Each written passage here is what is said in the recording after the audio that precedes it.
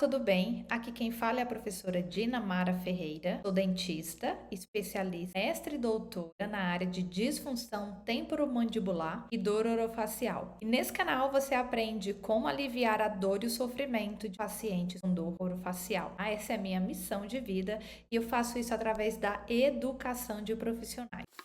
Hoje nós vamos dar sequência à nossa aula de diagnóstico da dor orofacial. No vídeo anterior, nós falamos sobre os 5 princípios para o diagnóstico da dor orofacial. E hoje nós vamos iniciar esse processo diagnóstico, porque o diagnóstico ele é um processo. Quando a gente fala da dor orofacial, esse processo ele é constituído das seguintes etapas. Primeiro, a obtenção da história da queixa do paciente. Segundo, exame físico, para você confirmar hipóteses que são levantadas durante a obtenção da história do paciente. Terceiro, exames complementares, se assim forem indicados e necessários. Quarto, avaliação psicossocial do paciente. E o quinto é você reunir e interpretar todos os achados da avaliação.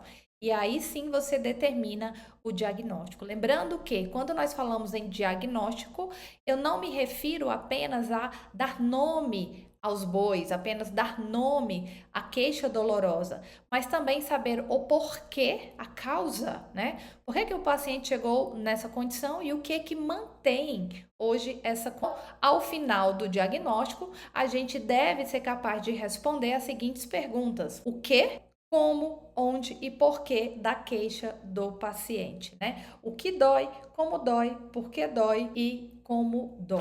E quando a gente fala em diagnóstico da dor orofacial complexa, porque agora a gente vai entrar nessa parte, a parte mais importante do processo diagnóstico é a obtenção da história da queixa. Então, nós não temos instrumentos, ferramentas diagnósticas relacionadas a biomarcadores, a exames de imagem, testes laboratoriais que são validados de forma precisa para a gente usar no diagnóstico. O diagnóstico da dor orofacial, ele é fortemente dependente da história do paciente, da avaliação clínica e principalmente da história do paciente. Então, se a história do paciente, a história da queixa é a parte mais importante, é essa que eu preciso me demorar mais. Eu confesso para vocês que essa é a parte que eu mais gosto.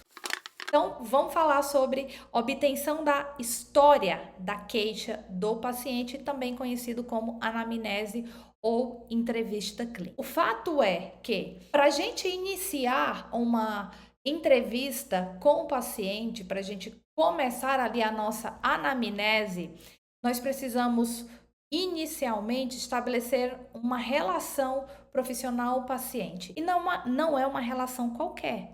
Tem que ser uma relação terapêutica, tendo como fundamento ali a confiança.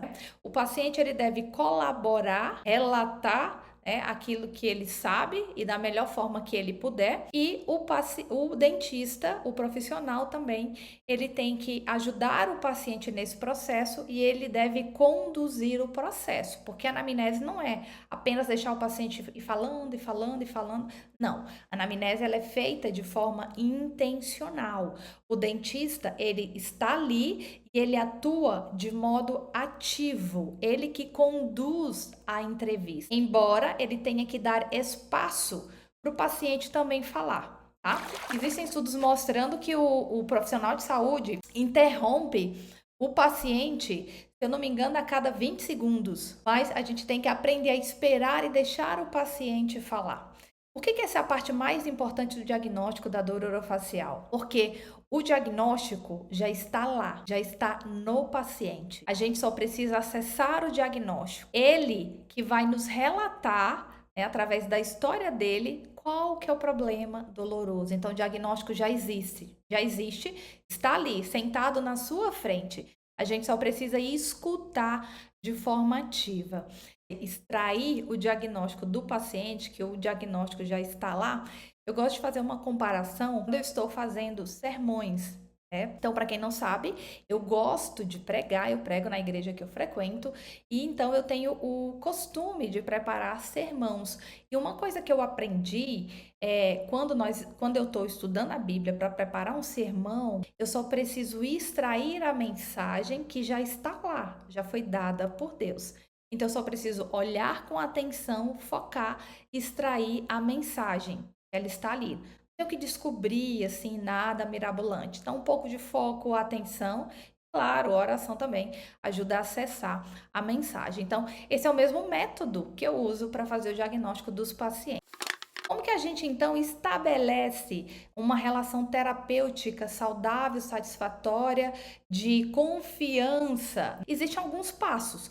Por isso que a comunicação, gente, é o fundamento da relação terapêutica bem-sucedida do profissional com o paciente. Depois nós vamos falar mais sobre isso. Mas a gente pode estabelecer essa relação através de alguns passos. Primeiro, criar um ambiente confortável para o paciente. Esse paciente que chega com uma dor complexa, que já passou por vários profissionais, já fez vários tratamentos, está frustrado porque nada, deu resultado, é um paciente que chega com muita expectativa, ansioso pela consulta, e a gente sabe que a ansiedade, você sabe que a ansiedade atrapalha a nossa cognição. Então é preciso você receber o paciente, criar um ambiente ali acolhedor, de forma que ele relaxe e que a ansiedade, seja reduzida. Então, quando ele fica confortável e se sente à vontade, ele consegue relatar melhor a queixa dele.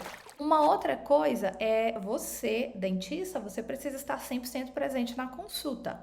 Então, é aquele momento onde você olha nos olhos do paciente, você escuta ativamente para daí fazer as perguntas direcionadas. Uma outra coisa também que pode ser é que você seja sincero, honesto e de fato tenha a intenção de ajudar. De fato, está interessado na história do paciente e saber qual que é o problema dele. Quando você está interessado, você ouve com atenção. Então, essa é a primeira coisa que a gente precisa fazer, estabelecer essa relação de confiança entre profissional e paciente. Depois a gente segue aí para os passos da entrevista do paciente, que aí no caso é uma entrevista direcionada, intencional, com umas perguntas já pré-determinadas. É comum quando o paciente chega no consultório, ele tem várias queixas dolorosas, Ele é poliqueixoso. Então, a primeira coisa que a gente precisa fazer é organizar essas queixas. Então, descrever essas queixas e por ordem de importância para o paciente. Eu atendi uma paciente recentemente e ela tinha queixas de dor em 3 regiões. Era uma dor na região pré-auricular, uma dor de cabeça e uma dor na região cervical. Então, você precisa listar e perguntar para a paciente qual delas é a mais importante. No final, essas queixas, elas podem estar relacionadas entre si ou não. A gente também precisa avaliar isso durante o diagnóstico do paciente, se há uma relação ali de causa-efeito, Tudo bem. Uma vez que você determinou as queixas do paciente, que você descreveu as queixas do paciente, agora você vai conduzir a sua entrevista de forma intencional com perguntas específicas e essas perguntas serão feitas para todas as queixas. Por isso que a consulta de dor orofacial é uma consulta mais demorada. 40 minutos, 1 hora é o que a gente precisa, porque essa parte da história já é uma parte mais longa. O que a gente vai perguntar com relação à história, A história da queixa. Onde dói? Qual que é o local da dor? E aí é importante pedir para o paciente sinalizar com a mão, para você ter certeza, de fato, onde que é o local da dor. Existe, e eu vou mostrar aqui para você, os desenhos de dor. O de dor, ele é muito usado para ajudar na localização da dor. Então, é um desenho que tem um manequim, não só a região de cabeça e pescoço, mas a região de corpo e intrabucal, onde o paciente ele vai sinalizar as áreas de dor. Esse desenho ele é importante também para a gente verificar os outros pontos de dor que o paciente tem. Quanto mais pontos de dor, mais complexo é o caso. Bom, depois de questionar o local da dor, então a gente vai perguntar para o paciente o início da dor. Teve algum evento traumático? Você consegue linkar o início dessa dor com algo que aconteceu na vida? Por exemplo, um tratamento odontológico, você extraiu um siso, a paciente que eu atendi essa semana, o evento dela foi a extração do terceiro molar, Desencadeou processo de dor na TM, devido à abertura excessiva, né? E você tem a dor. Então, perguntar para o paciente se teve algum tratamento odontológico, se ele sofreu algum trauma facial, se teve alguma mudança de vida, foi um estresse muito grande que ele passou, perdeu o emprego, alguma coisa dessa natureza, para a gente ter ali, para poder entender o porquê que todo esse processo começou. Uma dor crônica, ela primeiro era uma dor aguda, então teve um fator ali inicial, causal, né, que deu start para aquela dor e aí depois essa dor foi mantida e se tornou crônico. Às vezes o paciente ele consegue relatar para você muito bem, outros não conseguem, mas a gente precisa perguntar aí o início dessa dor, se teve algum evento relacionado. Depois a gente vai perguntar como é essa dor. E aí, como é a sua dor? Nesse ponto você precisa ajudar o paciente. Você vai apresentar para ele alguns descritores de dor e ele vai sinalizar qual desses descritores melhor descrevem a sua dor. Então você vai perguntar assim: sua dor é do tipo pressão, é do tipo aperto, é uma dor assim cansada, é uma dor que pulsa, lateja, é uma dor que arde, queima, tipo choque elétrico, é uma dor aguda, do tipo pontada, ferroada, lancinante, se é do tipo formigamento. A qualidade é extremamente importante para o diagnóstico, porque o tipo de dor já sinaliza algumas hipóteses. Vou te dar aqui alguns exemplos. Se o paciente descreve uma dor na face, uma dor do tipo cansaço, um aperto, ou uma dor quente, né? Tem paciente que descreve a dor muscular como quente. Então, é bem característico de uma dor muscular, né? Essa dor do tipo cansaço, sente a face rígida, né? Agora, se o paciente chega relatando que tem uma dor na cabeça, que pulsa, lateja, que vem acompanhado com outros sintomas, já me faz suspeitar de uma condição neurovascular, como uma enxaqueca. Se o paciente relata que ele tem uma dor na face que ela é forte, uma dor intensa, parece um choque elétrico, né?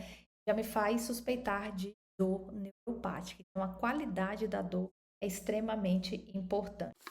É interessante também a gente perguntar, a gente precisa perguntar se essa dor ela é contínua ou é intermitente. Então, assim, desde que você teve esse processo de dor, né? Como que você caracteriza a sua dor nos últimos 30 dias? Se a dor é contínua, aí é maior a chance da gente estar diante de um quadro de dor crônica. As dores intermitentes, dores que vêm e vão, elas já nem sempre elas são crônicas, porque o fato da dor ser persistente já favorece a cronificação. Então isso é importante. Se a dor é intermitente, tem períodos com dor e períodos sem dor, aí a gente pergunta quanto tempo é a dor, né? É uma dor assim de longa duração, que ela pode durar até 3 dias. Uma dor de neuralgia do trigêmeo dura alguns minutos, é uma dor intensa de até 2 minutos. Intensidade da dor é uma outra pergunta que a gente precisa fazer. Então, você vai pedir para o paciente sinalizar numa escalinha de 0 a 10, onde 0 significa nenhuma dor e 10 a pior dor imaginável. Qual que é a intensidade da sua dor na última semana? Eu sempre gosto de perguntar na última semana para dar um tempo ali e facilitar para o paciente. A intensidade nos ajuda também já ali no diagnóstico.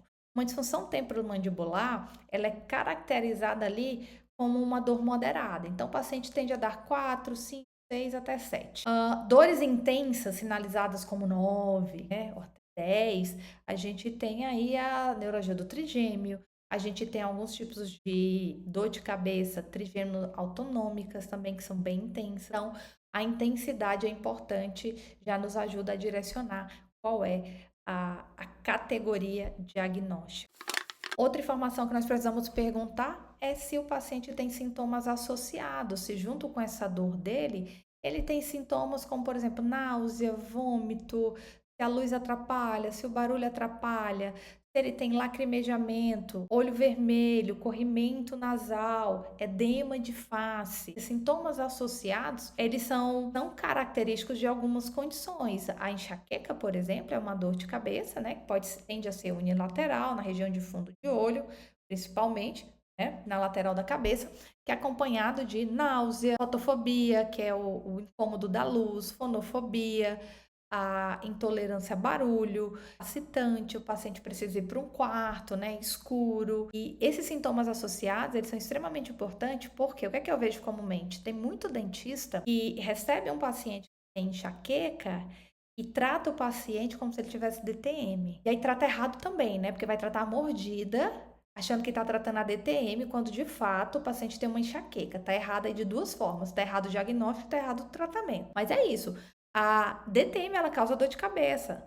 Mas a dor de cabeça da DTM não causa náusea, não causa enxaqueca, não é uma dor intensa, não tem fotofobia, o paciente não vai para o hospital tomar remédio.